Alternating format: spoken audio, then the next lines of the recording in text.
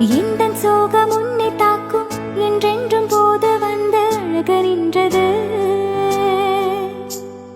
மனிதன் உணர்ந்து கொள்ள இது மனித காதல் அல்ல, அதையும் தாண்டி புனிதமானது. அபிராமியை தாலாட்டும் சாமியே நான் தானே தெரியுமா?